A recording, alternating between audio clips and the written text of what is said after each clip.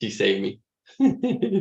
So what do we see? We see almost like cliff notes of what has happened. So right now in Deuteronomy, up to this point, he keeps repeating himself over and over as a reminder of the things that they have went through, the things that that they had encountered, things that they had went through, and to the place that where they're at right now, as to remember going forward. And that is exactly what the purpose of the Old Testament was.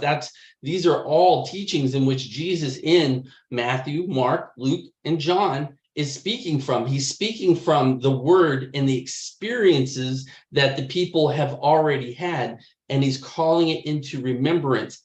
If you do this, God had already said, these are the conditions. He does not change yesterday, today, and tomorrow. His heart is still there with the people.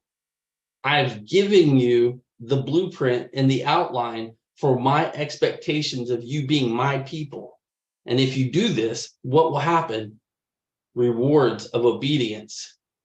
Rewards of obedience occur. So let's travel forward now a little bit. And he sets before us in that particular chapter, in chapter 11, verses 27 and 28, he sets before us a blessing and a curse. Now, isn't that one of the most perplexing lines? A blessing and a curse. He sets before us life and death. And you've heard teachings about that. But let's go forward just a little bit to chapter 28. All of you need to spend some time in Deuteronomy chapter 28, because here this lays out, no kidding, what will happen. He tells us very specifically what will happen when you are blessed, and he tells us very specifically what happens when you are cursed. And you'll see that in verses 1 through 14. He lays out how he blesses us. And then 15 through 68, he tells us what the results of disobedience are, and the weight in which they are meted out to you, to the people, whatever action. Now, remember, in Exodus chapter 24, he had made the covenant. Moses had sealed the covenant between God and the Israelites with the blood. Verse 29, chapter 29, he now is recertifying that blood covenant. He is calling to remembrance. This is the expectations of what you said you would do. This is the contract in which you have entered. But in chapter 29 of Deuteronomy, you get to see Moses as a prophet here, a true prophet of the Lord, because Moses in this particular chapter, he talks about apostasy. Apostasy is another way of saying the falling away of his people. He has been telling them and retelling them, do this and obey, and you'll have everything I say that you can have. Don't do this, fall and pray and worship onto the gods of other lands. This is what will happen. He's setting us up because God knows the future of his people. So he's using Moses at this point to prophesy into the people, to set the tone for grace. There's grace in this message. There's grace in chapter 29. There's grace because when you turn you around, because this is a message that has been preached on this platform since the inception. When you turn around and come back to God, he takes you in wholeheartedly. He takes you in and he props you up, and he puts the robe on you. He sticks the ring on you. He puts the sandals on you. He cleans you up.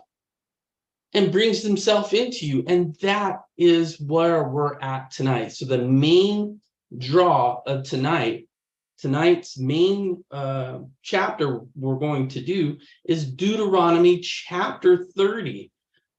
And the title of it in the Amplified I absolutely love is Restoration Promised.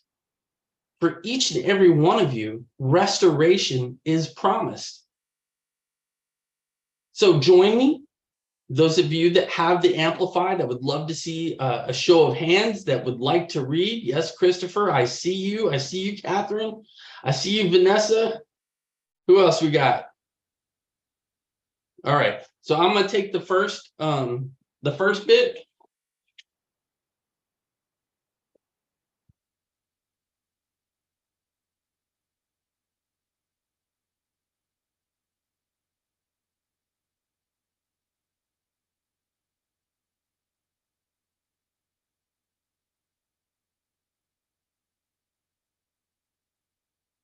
Okay.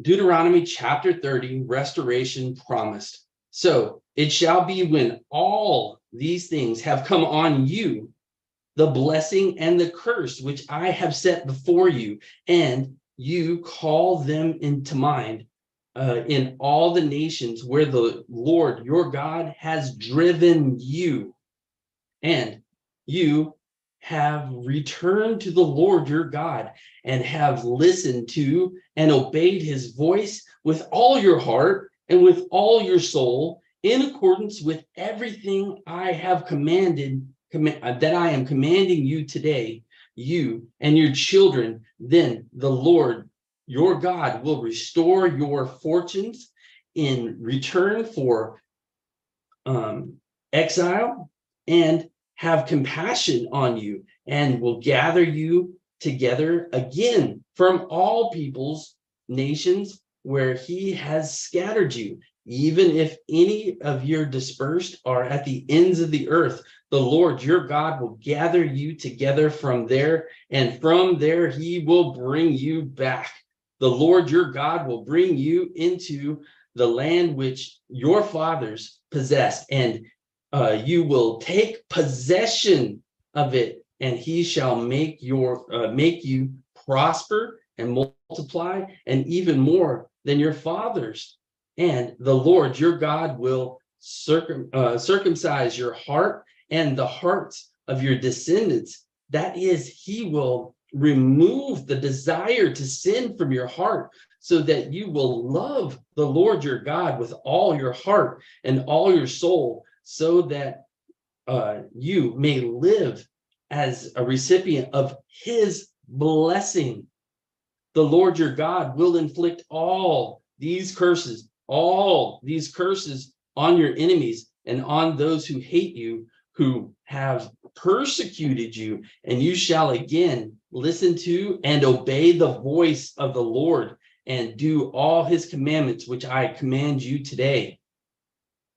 Then the Lord your God shall make you abundantly prosperous in everything that you do, in offspring of your body and the offspring of your cattle, and in the produce of your land. The Lord will again delight over you for good, just as he delighted over your fathers, if you listen to and obey the voice of the Lord your God, to keep commandments and statutes which are written in the book of the law. And if you turn to the Lord your God with all your heart and with all your soul and, your entire being, for this commandment which I am commanding you today is not too difficult for you, nor is it out of reach.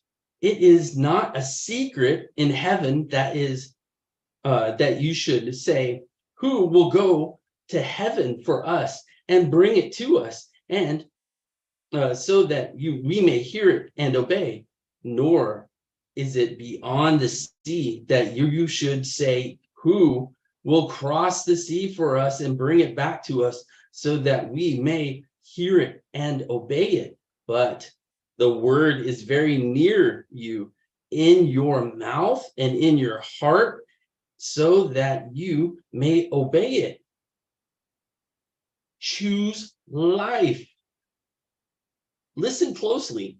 I have set before you today life and prosperity, good and death, and adversity and evil. In that I commanded you today to love the Lord your God, to walk, that is, to live each and every day in his ways, and to keep his commandments and his statutes and his judgments, his precepts, so that you will live and multiply, and the Lord your God will bless you in the land which you are entering to possess. But if your heart turns away and you will not hear and obey, but are drawn away and worship other gods and serve them, I declare to you today that you will certainly perish. You will not live long in the land which you cross the Jordan to enter and possess. Then I call heaven and earth as witnesses against you today that I have set before you life and death, the blessing and the curse. Therefore you shall choose life, in order that you may live, and your descendants, by loving the Lord your God, by obeying his voice, and by holding closely to him. For he is your life, your good life, your abundant life, your fulfillment, and the length of your days, that you may live in the land which the Lord promised, swore to give to your fathers, and to Abraham, Isaac, and Jacob. Praise be to God. Praise be to God, y'all. What do we see here? What are some of the things now? I know I said I would call on you, but I got to going. But believe me, I'll call on you here in just a minute. Very first thing that I'd like for you to notice is in that opening chapter, he states, just like before, a blessing and a curse. A blessing and a curse. And can anyone tell us what the blessing is and what the curse is out of chapter 30? What's he say that he'll do for you? And what will he say he won't do for you if you don't obey?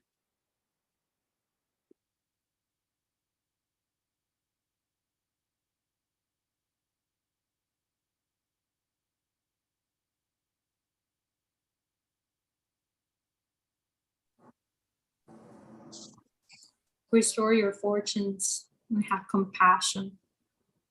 Gather you together. Yes. Yes. For those of you that are really following in what it means by restoring fortunes, if you could read in Joel chapter 2, it talks about what the cankerworm, that he'll fully restore. So everything that this prophet says here in Deuteronomy chapter 30, he reestablishes again in Joel chapter 2, and then again in Revelation chapter 21,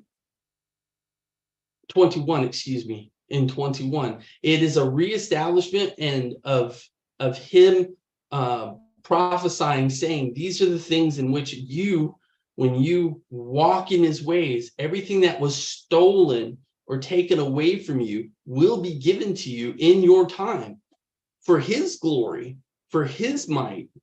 Why? Because I love my God with all my heart. And those are just more than words. Remember, last week in chapter 11, I talked about putting it between my eyes, right? And I said the equivalent of that would be like having a headband, a bandana on, like Teenage Mutant Ninja Turtles, and putting on my right hand. And I said right hand was the action. It's the action. It's more than just speaking the words. Yes, I'll do that. And then be like the son that doesn't go out into the fields, even though he said yes, he would do that. Everything is followed through with action. And he has mercy. He's telling us, even though the book of the law has been written and it says, hey, these are the conditions in which these are the conditions in order to meet my grace in the law. he's telling us that grace is available if we just turn around and do what he says to do. Turn around and do what he says to do. And the big emphasis here is, Catherine, would you read verse 11? Yes. For this commandment, which I am commanding you today, is not too difficult for you, nor is it out of reach. Y'all capture that by the Spirit? Our God is so good that it's not meeting the expectations of him per se, right? This is something that only God could do. God is telling us very specifically that this is something in our heart that when we take that action with our hand to put to it, that we can do it as long as we commit to it. We commit to it. So if we commit to it, then he sees where our heart is and he meets us. Does he not say more than once about grace and being where we've talked more than once that God will meet you where you're at as long as you take the action and the commitment to him? The big emphasis tonight is more than words. More than words. We know what the expectations are in order for us to have that blessings of our fortunes returned to us and walking in his ways. It's what we do that shows those actions that he makes us worthy. Remember, it's him that's doing these things through us. And Karen had talked about nailing it to the cross just on Friday, about letting go of self. This is something that is, continually talked about here, letting go of self and allowing God to shine through. How do we allow God to shine through? By loving him with all my heart, all my soul, all my spirit. What form does that take? That takes the form of me committing to loving my brother, loving my neighbor as myself. We know that fulfills the commands that have been laid out in the book of the law. We know that. Jesus speaks that. We understand that we are in a covenant of grace. But he meets us and molds us in the ways in which we can do more of him and less of us. Most of this is taking action. He's taking action through our commitment more than just our words. And he's calling us, like we heard about a week ago from Karen, about being lifted up, right? The capture the wind and be lifted up. Be lifted up. In order for us to be lifted up, we have to do unto others as we would have them do unto us, right? The law of reciprocity. Both Karen and Jonathan had taught on that particular subject very in-depthly. I'm here to just bring and capture, these are the places in which God is calling us in this particular chapter to walk out our walk, to see what that looks like. In verse 14, Vanessa, would you read verse 14?